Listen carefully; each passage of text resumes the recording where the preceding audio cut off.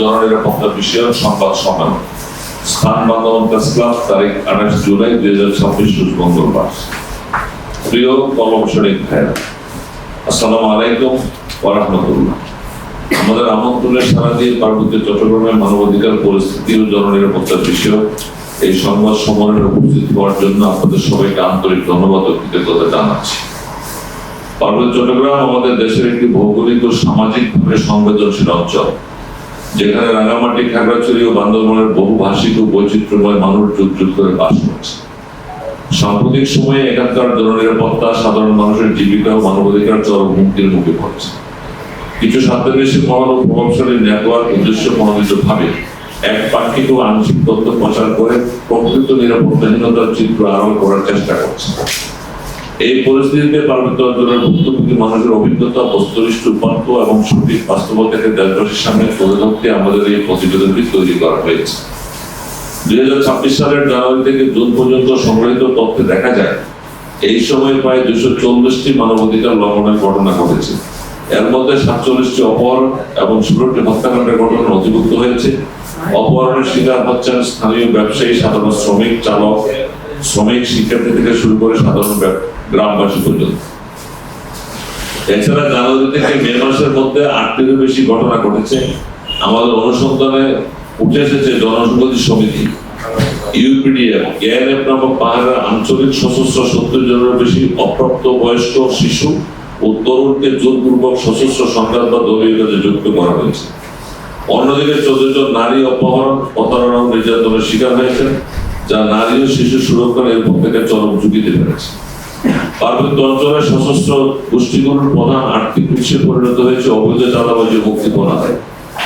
পরিসংখ্যান অনুযায়ী শুধুমাত্র 1 বছরে প্রায় 1520টি চাঁদাবাজির ঘটনা সংঘটিত হয়েছে। খাতভিত্তিক পর্যালোচনায় দেখা যায়, কাঠব্যবসায়ীদের কাছ থেকে সবচেয়ে বেশি জনপ্রতি প্রায় 5 থেকে 10 লাখ টাকা পর্যন্ত চাঁদা দাবি করা হয়েছে।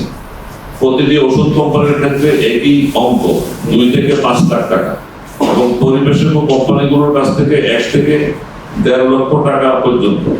এমনকি স্থানীয় জীব পরিবহন বা যানবাহনের ক্ষেত্রে যান ভেদে প্রতি গাড়ি থেকে 5,000 থেকে 20,000 টাকা পর্যন্ত চাঁদা দিতে বাধ্য করা হচ্ছে। সম্প্রতি ঘটে যাওয়া ঘটনাগুলো লক্ষ্য করলে বিষয়টি আরো স্পষ্ট হয়।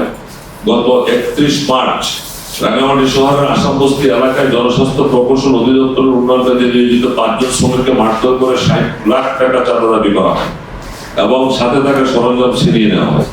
পরবর্তীতে 3 এপ্রিল বান্দরবান সদরে একটি ট্রাক আটকে 5,000 টাকা চাঁদা আদায় করা হয়। 8 এপ্রিল বান্দরবানের রেনিকচুং বাগানপাড়া এলাকায় আম ব্যবসায়ীদের কাছ থেকে চাঁদা দাবি করার সময় স্থানীয়রা ও আইন শৃঙ্খলা বাহিনী তা প্রতিরোধ করে।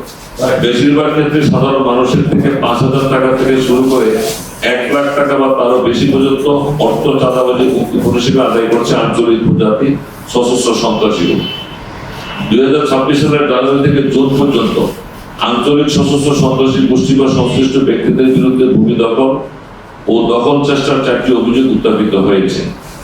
27 থেকে 30 মে 2026 খাগড়াছড়ি মানিকছড়ি উপজেলায় মলঙ্গিপাড়া এলাকার একজন বাগান মালিকের প্রায় 20 একর পাহাড়ি জায়গা জবরদখল করে রাতারাতি ঘর নির্মাণ করে ইউপিডিএফ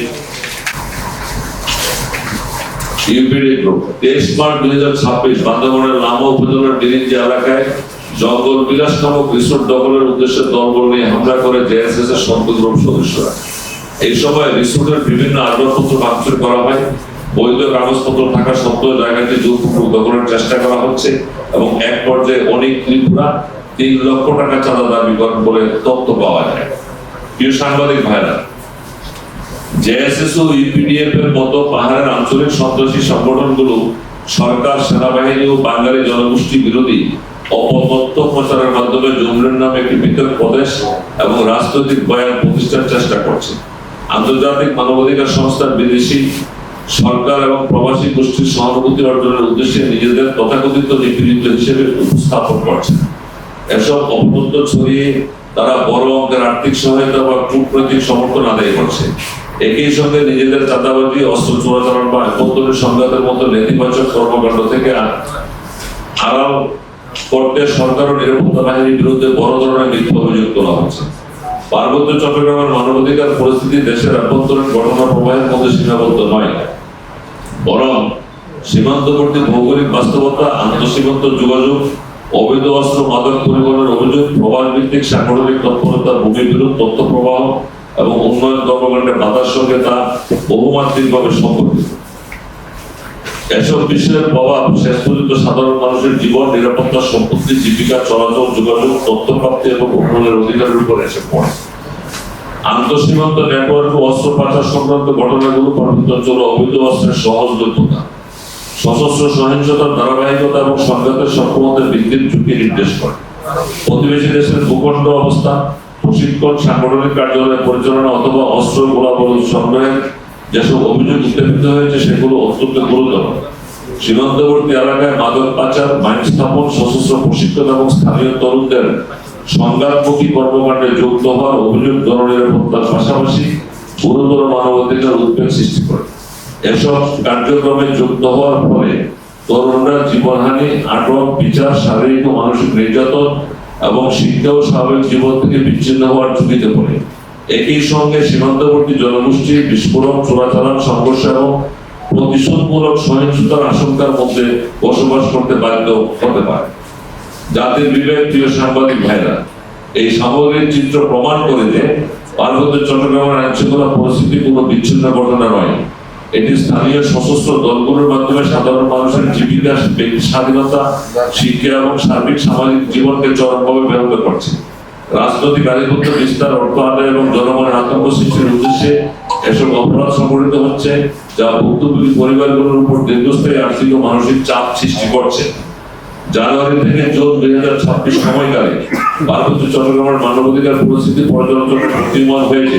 অপহরণ, জিম্মিকরণ, মুক্তিপণ দাবি, হত্যা, সশস্ত্র সংঘর্ষ, চাঁদাবাজি, জোরপূর্বক নিয়োগ, শিশু তরুণদের সংঘাতমুখী কর্মকাণ্ডে ব্যবহার, নারীর প্রতি সহিংসতা, ভূমি দখল, আন্তঃসীমান্ত অস্ত্র ও মাদক পাচারের অভিযোগ, বিভ্রান্তিকর তথ্য প্রচার এবং সরকারি বেসরকারি উন্নয়ন কাজে বাধা, সাধারণ মানুষের জীবন, স্বাধীনতা, নিরাপত্তা, মর্যাদা, সম্পত্তি, শিক্ষা, জীবিকা, যোগাযোগ ও উন্নয়নের অধিকারকে বহুমাত্রিকভাবে প্রভাবিত করছে।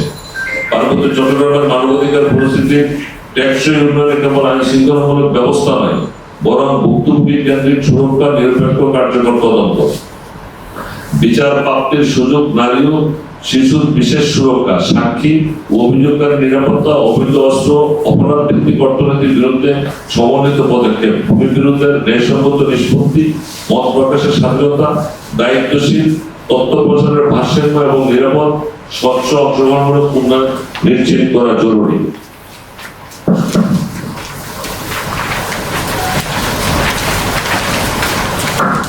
সুতরাং আমরা মনে করি পার্বত্য চট্টগ্রামে দীর্ঘস্থায়ী শান্তি, আস্থা ও স্থিতিশীলতা প্রতিষ্ঠা তখনই সম্ভব হবে যখন সকল নাগরিকের জীবন, মর্যাদা, নিরাপত্তা, সম অধিকার উন্নয়নের সুযোগ। তাদের অত্যন্ত মূল্যবান সময় দিয়ে আমাদের আমন্ত্রণে সাড়া দিয়েছেন, সেই জন্য আপনাদের প্রতি আমরা গভীর কৃতজ্ঞতা ধন্যবাদ জ্ঞাপন করছি। ধন্যবাদ হচ্ছে কাজী মোহাম্মদ নজিবুর রহমান, চেয়ারম্যান পার্বত্য নাগরিক পরিষদ, কেন্দ্রীয় কার্যালয়।